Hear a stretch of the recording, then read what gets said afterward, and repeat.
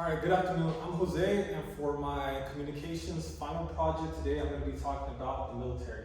Specifically within the military, I'm going to be talking about why young people should join the military for at least 2 years, mandatory after high school. The reason why I bring up this topic is because our military is the strongest force, the strongest military in the entire world.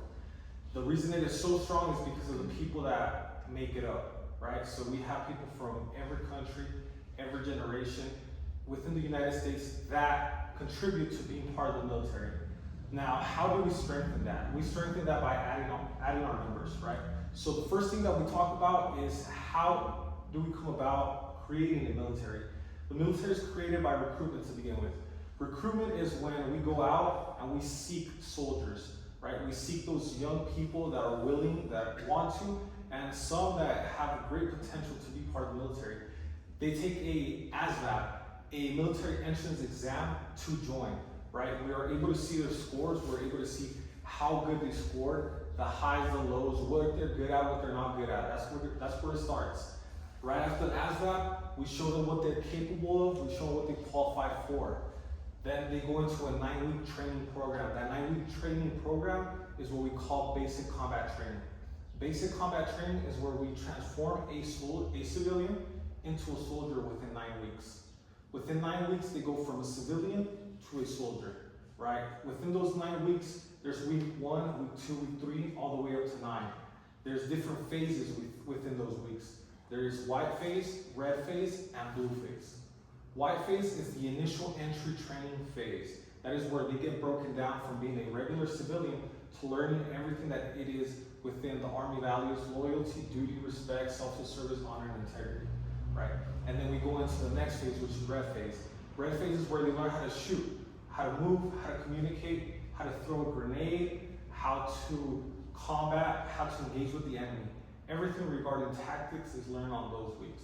Then you get to the last weeks where they learn how to be a soldier, where they learn military Army standards, right? Discipline. They learn all of that within those last weeks, and then it turns into the culminating event of the Forge. The Forge is where they're tested to see how good they are and where they earn the title of being called soldiers. After that, they go into their regular training program, right, which is their advanced initial training. That is where they become the soldier within the MOS, the capability that they sought out to be. That capability is then transformed into what we call the military, because every single capability is what makes up the military.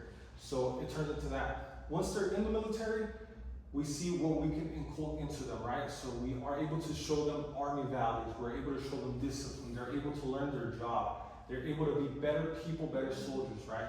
Those are a few of the reasons why we need a bigger military, why we should have not just a volunteer force, but almost a force that is mandatory for them to join after high school, right? It starts to give them structure. They start to learn how to work with people. They start to integrate themselves into diverse teams, right? It is not just themselves anymore, but it is what makes up bigger than themselves. They join something bigger than themselves. They stop being just their own individual self, and they join a group, right? And that is what the military is. Aside from that, we see how beneficial it is regarding strength and numbers. Strength and numbers, I mean in the form that overseas, for example, in my case, I went to Africa, I went to Honduras, I went to numerous countries.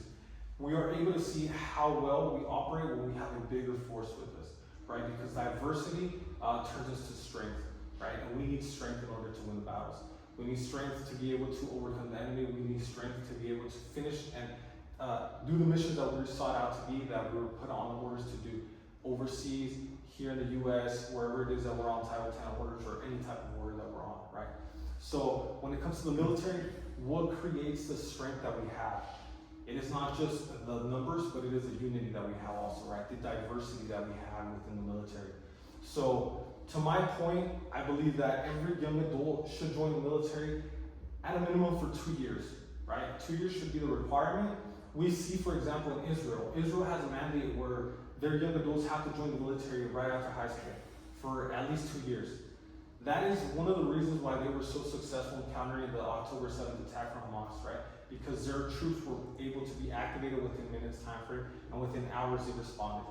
It could have been a lot worse if they didn't have that response time, if they didn't have those troops readily available. but they did. In this case, Israel is one of the examples that we can use to see and show the statistics, the factual data that shows, well, that actually works. It is not just something that I came up on my own. It is not something that it is thought about, that it is talked about, but it is something that statistically works, that factually works, and that we can implement within the United States, right? So that would bring our force from, right now we have about 1 million soldiers. That would bring our force from 1 million to about 2 million at a minimum within a couple years time frame, right? That would create even a larger military that we have right now, even stronger, right? The capabilities would enhance, the amount of soldiers that we can send overseas would exponentially grow. It would be insane. So that is one of the main reasons why I also opt for this, because it is not just something I thought about myself, but it is something that I was able to see within Israel's military. So to conclude this speech, I'll bring up everything that I came across and everything that I mentioned to you guys in the beginning, right? So the first one was the recruitment, right? How the soldiers come into the military, taking the ASVAB, right? So that's the test that they take in order to see their aptitude. Then when they go through basic combat training, once they go through those two things, they're already better people, better civilians than the ordinary person, right?